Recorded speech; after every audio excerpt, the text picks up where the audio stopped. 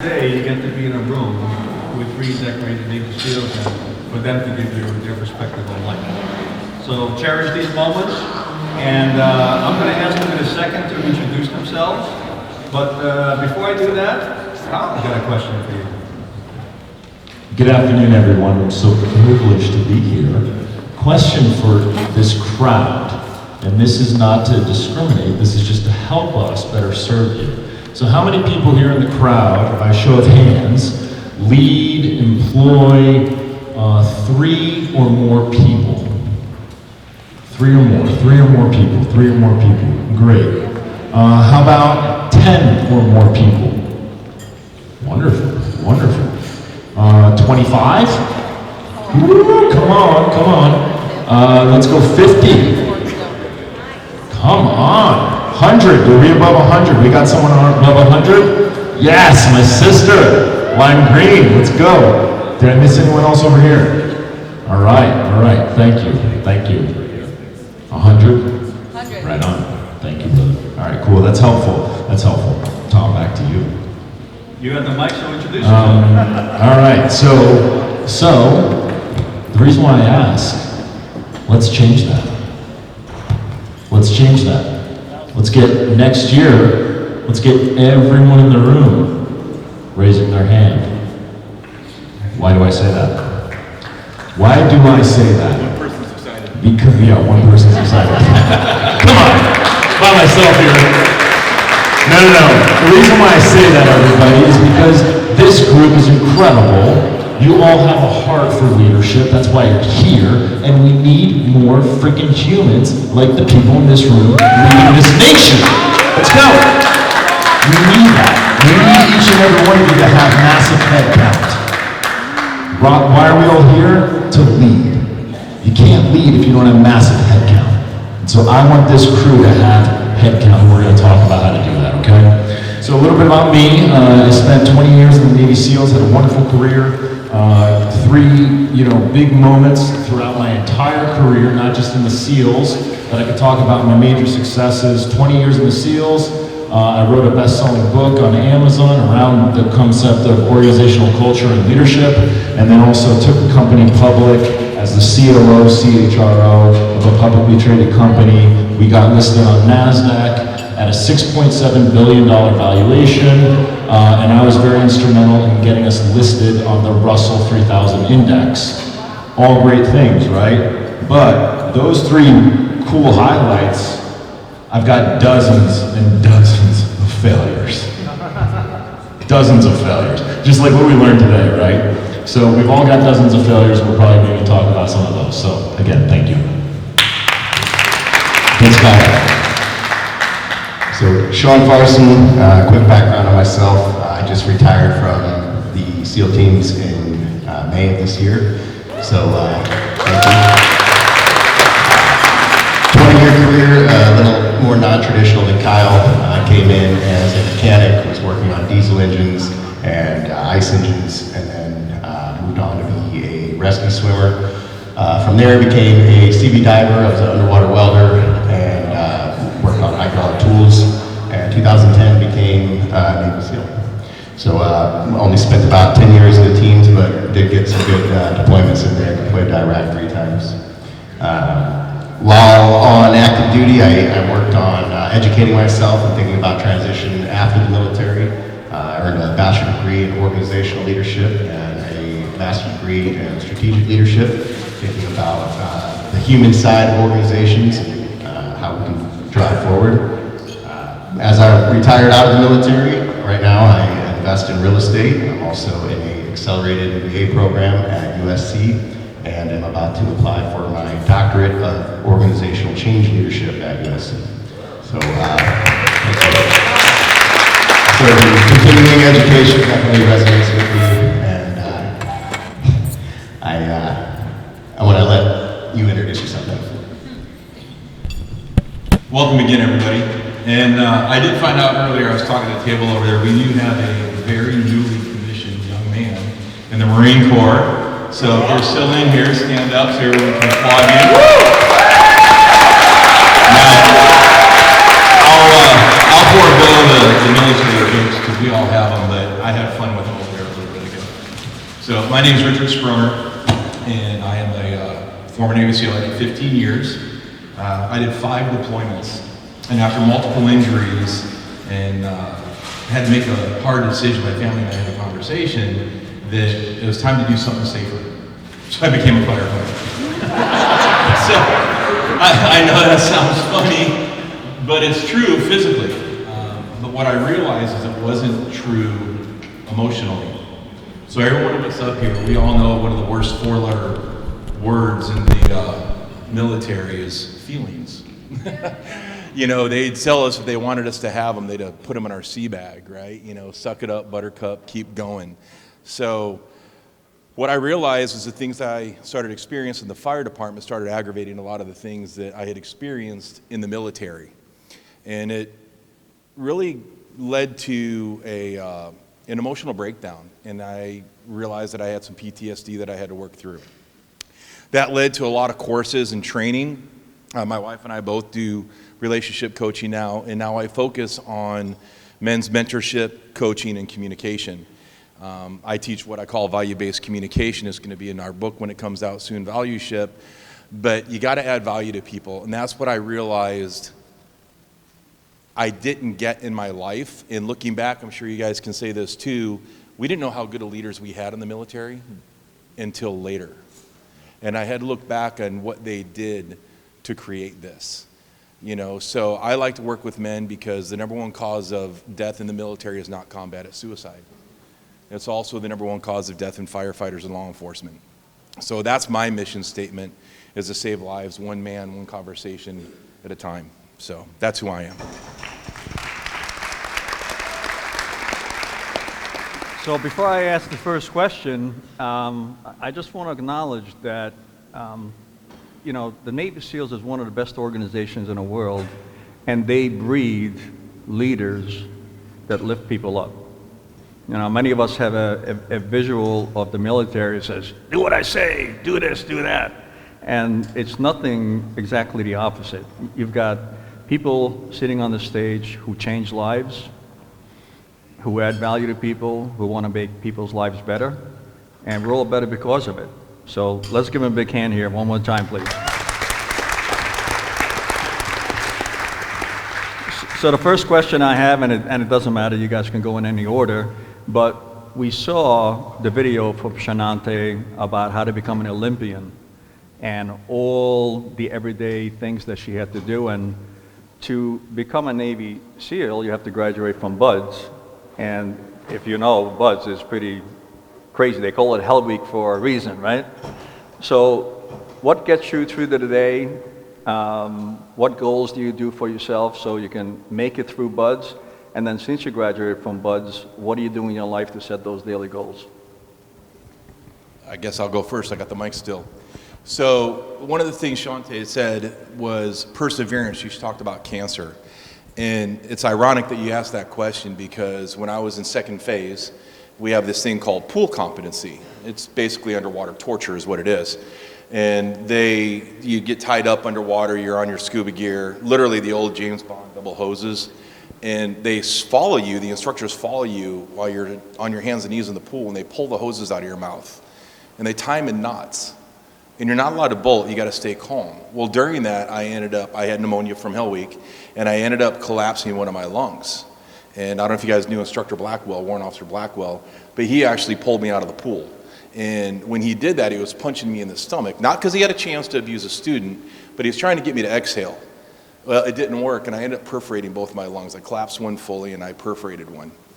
And because I had pneumonia, I got to stay in training, because that's it's a disqualifying injury. I wasn't allowed to walk upstairs for like 3 months. So I had to go from being in second phase shape, running in boots, I don't know what our time was, it like 28 minutes, 4 miles in boots, I think, in second phase, and to not being able to walk. So I had to dig deep into my why. And we heard about your why all day today. My why actually wasn't to be a door kicker and to be a SEAL. Mine was to be a medic in the SEAL teams. I was an average SEAL, but I'm a hell of a good medic. And I'll admit that. And, that comes with trust too. So for me, the perseverance was to dig deep into my why. And every day when I start, you say, what do we do every day? Is I reflect on my why. And I have what I call the 30-30-30. Every day, 30 minutes spent in meditation or prayer or breath work, 30 minutes in a book.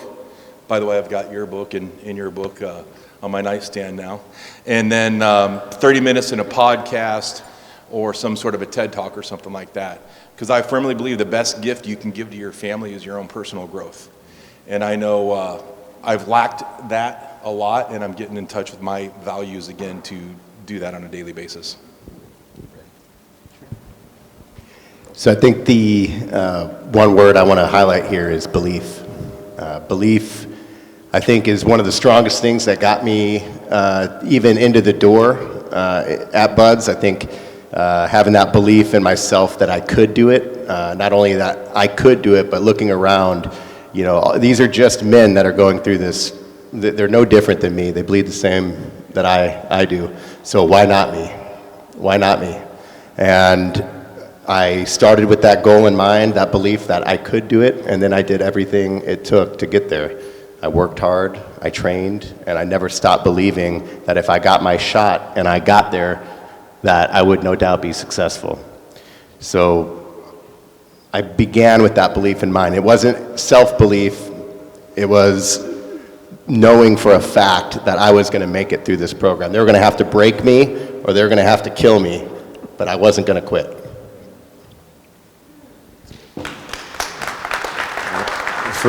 We have a funny saying in the SEAL teams: if you're gonna be dumb, you better be hard.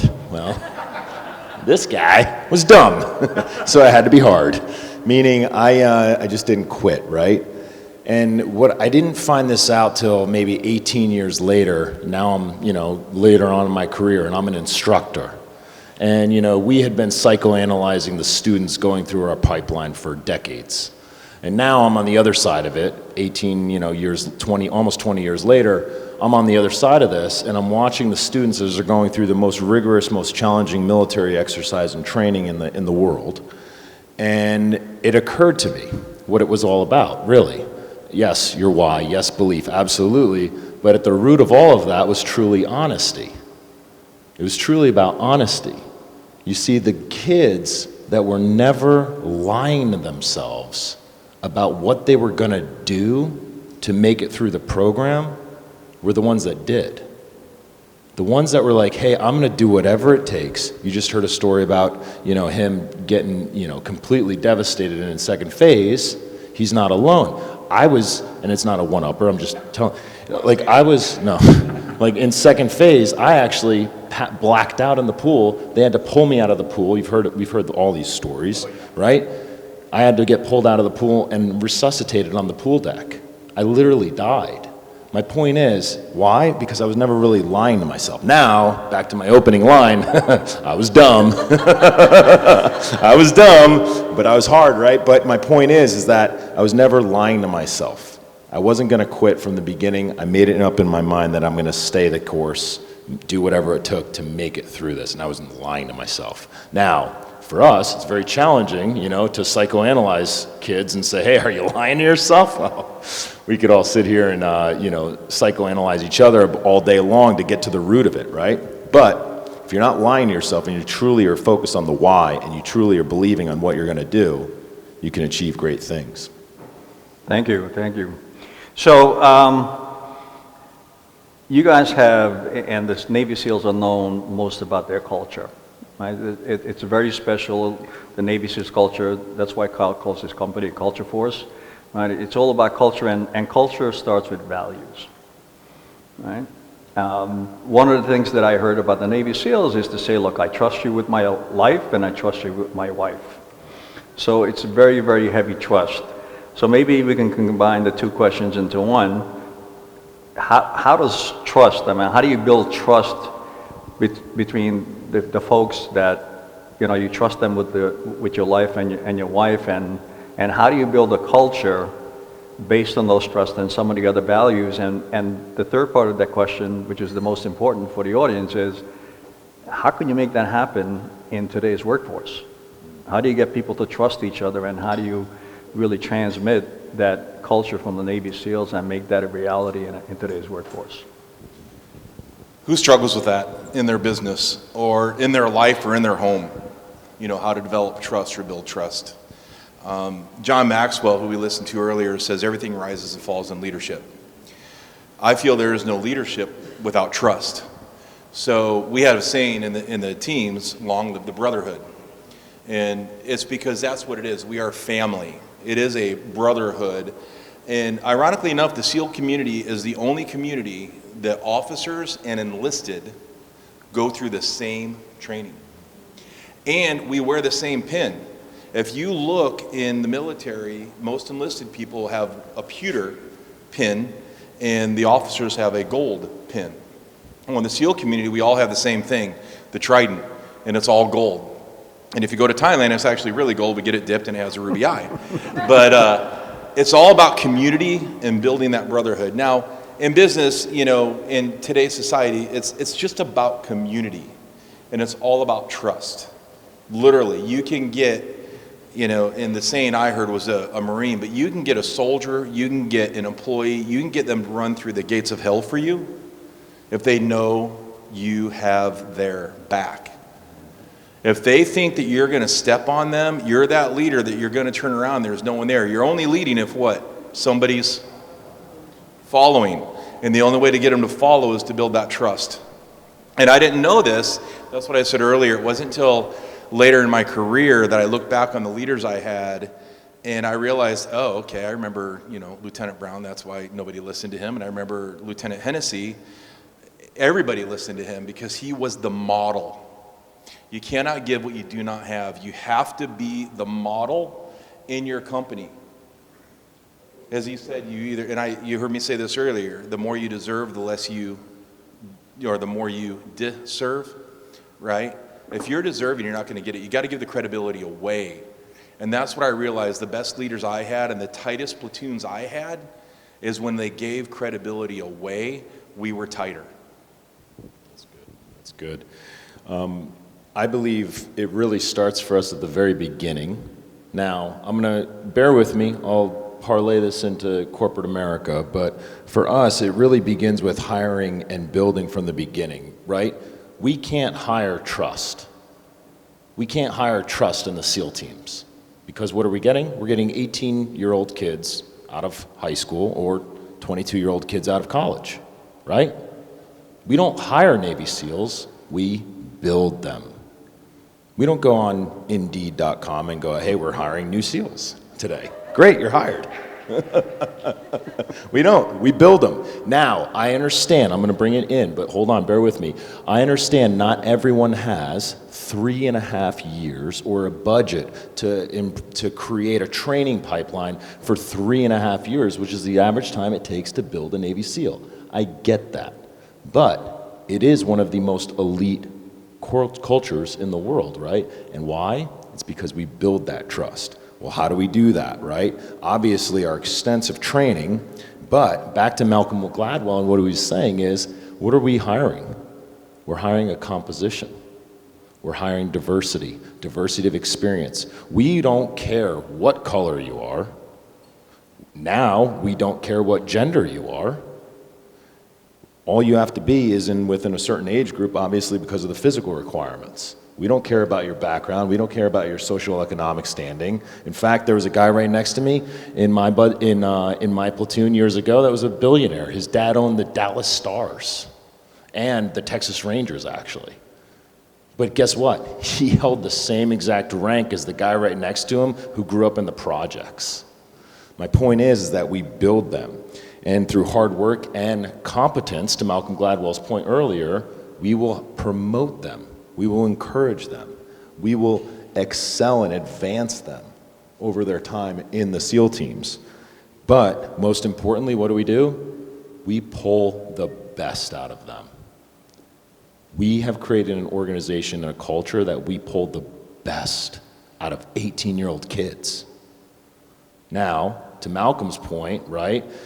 Hey, side note, I was a publicly traded company, CHRO. At one point when we were scaling this company, I had over 300 resumes that my team was combing through. 300 resumes. We were hiring for over 300 roles, and we're combing through numerous resumes, right? And I pulled my entire team in and I said, hey, stop. What are you guys doing? And they kept looking for people for culture fit. All of the people that I talked to, I've talked to many Fortune 100 CHROs, and there's this stupid freaking buzzword. This room's going to get it right today. There's this stupid buzzword that, oh, we hire for culture fit. We hire for culture fit. Well, we just heard Malcolm Gladwell talking about competence, diversity, right? Stop hiring for that stupid freaking word, culture fit. Hire for culture improvement. You want people to come in that are going to improve the culture, not be the freaking puzzle piece that you think is missing. Elevate it. Go from a 100-piece puzzle to a 1,000-piece puzzle. You can't do that if you're not hiring for culture improvement and you're just thinking about culture fit because you want them to fit in where you think they need to go. We don't hire SEALs, we build them. Thank you, Kyle. So I believe that trust is built in the SEAL teams on shared experience. I think going through BUDS, they've both touched on it. You're alongside the guy to the left, the guy to the right. It doesn't matter what their rank is, if they're an officer or not, where they come from, if they come from money or if they come from the gutter. It doesn't really matter. You're all in it together and you're all experiencing the same thing together. And they're not there promoting individualism. While you do have to be a top performing individual and be able to perform as an individual, they're there promoting teamwork. So it's those shared experiences as a team that really start to develop that trust. And as the training goes on, it gets harder and more technical, where you do have to focus more on your individual skills, but it's never lost that the team is always more important than the individual. So I think if you can develop that in your organization and have a focus more on the mission and the team versus individual reward, I think trust will follow. All right, let's make one more question and then we'll have to break and start going for the workshops. And Kyle, you already touched on the point of rank, right? I remember early in my career when I was working for Fortune 100, I went into an executive presentation and the objective of the presentation was to convince the senior executive VP to get on board with this project. So we did the presentation and I said, so, you know, Mike, are you on board? Mike looked at me and goes, of course I am, it was my idea. Right? So tell us a little bit about, and Kyle, you shared this with me, where you have the after activity report or after action report. Yeah, after action review. Talk about that a little bit. Yeah, so one of the special things about the SEAL teams is we have what's called an after action review. So after a mission, say you're in Iraq, Afghanistan, wherever, Southeast Asia, wherever you might be, after a mission, especially if it's dynamic, especially if a lot happens on the mission, we'll take care of, you know, team equipment, then we'll take care of department equipment, then we'll take care of personal equipment. Once that's done, we all go grab a coffee or a tea, or water, whatever, and we all sit down in, you know, one of the rooms, like these breakout rooms over here, put our weapons away, everything's gone, and we pull out our good old-fashioned notepads. And what we do is we go around the room and we go, hey John, hey James, hey Tom, what'd you guys learn? What do you got? And when we walk through that doorway, when we walk through the threshold of that room, rank is out the window. It's completely gone. It's irrelevant in this time. As we think about it today, as what we learned today, it's very similar to the beach ball analogy. When we turn that beach ball on its side, we can see all the perspectives. Well, when we go into that room and we remove rank, I get to hear his perspective of my back. He gets to hear my perspective of his back or his shoulder or his left or right flank or above him or below him. We get to hear everyone's perspective of what we all thought happened on the mission. And somewhere in there, we weave through and we kind of come to an semblance of the truth, right? But if we're not walking in there without preconceived notions, if we're walking in with arrogance, ego, pride, we can't do that. We have to put pride aside to enable us to actually listen to each other, understand what everyone's saying, and really go, okay, you were seeing red, I was seeing blue, oh, he was seeing white on the beach ball.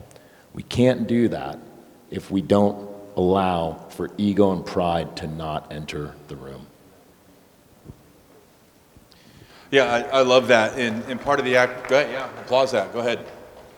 One of the questions of the after action report, we're not just in there, you know, building each other up. Hey, good job, good shot, good kick, you know, you detonated it on time.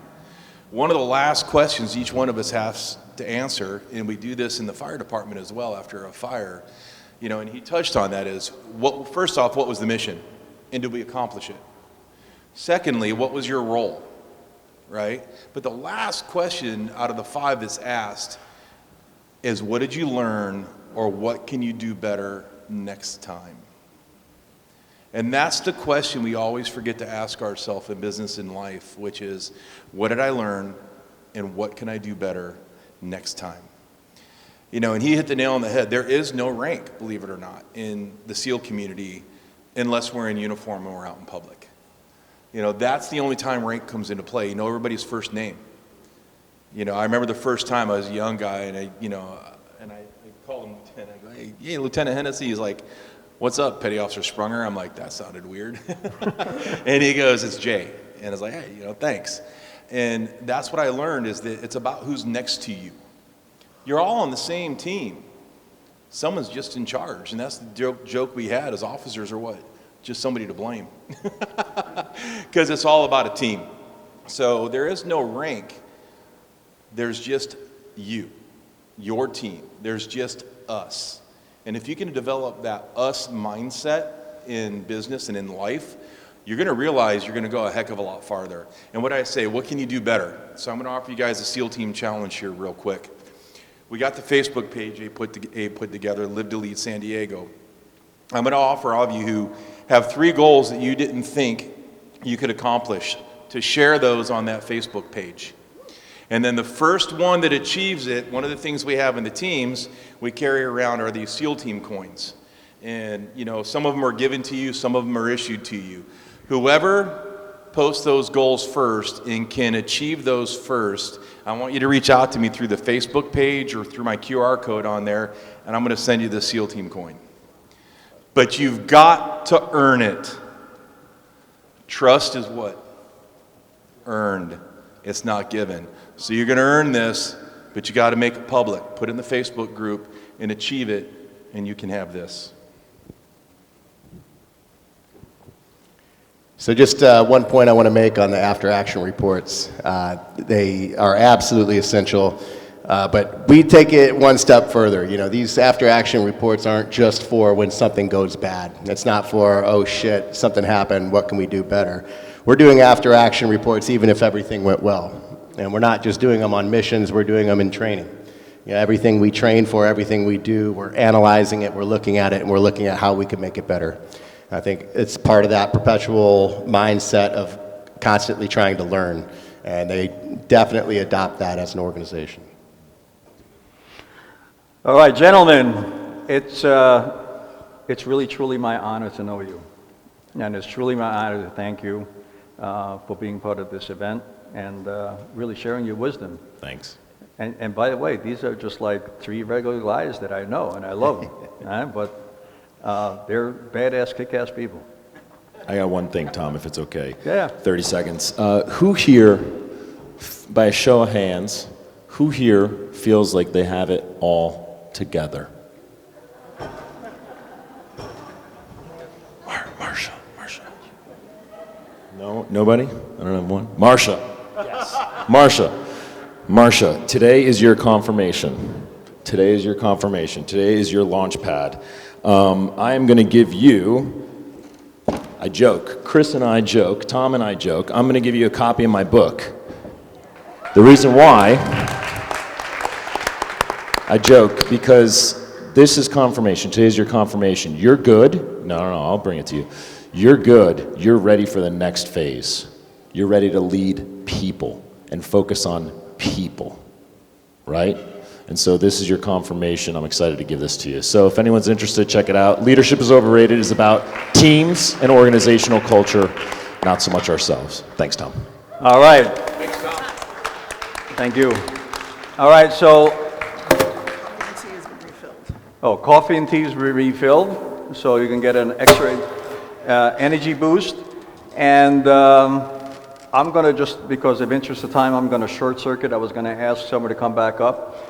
But we have 3 workshops. We're about to start. Did everybody think about the 3 workshops that they want to join? You guys all have a good idea? You want some more information on the workshops? Yeah, can we get some more information? Okay.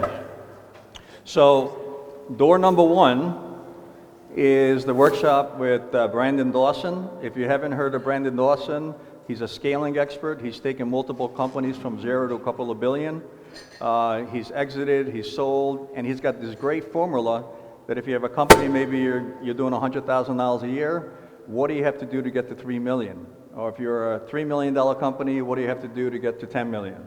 So it's a great scaling presentation. You'll get some really good ideas there on how to build your company, how to scale your big company. So if you're in the business, that's a great workshop for you. And who's doing that? You and Candace May and myself are doing that. And then door number 3, because we wanted to keep the 2 doors open so we don't have too much noise pollution. So door number 3 is with Valerie Burton, and we have Aaron and John running that workshop. And that's a workshop, if you know, we all set ourselves these audacious dreams and visions to reach, but after working 24/7 for a year, you're out of steam. So it's a great workshop to understand how do you plan your time, how do you plan yourself to make sure you don't burn out trying to chase that dream. And then the final workshop, Rich is doing together with Abe, right? Yeah, Abe. And their workshop is with John Gordon, the guy with the energy bus, and it's all about, you know, it's shitty out, it's raining, my dog died, whatever, but I still got to get up with a positive attitude. And how do you go through life with a positive attitude? And John Gordon, by the way, works with NFL, Major League Baseball teams, and he's got some pretty good material. So we have 40 seats in each one of those workshops. So get there quick. When the seats fill, you got to go find another one. All right? And don't worry, if you do miss it, one more time, join the online class, the master class, and you'll be able to experience the workshops for every one of these. All right, let's have fun.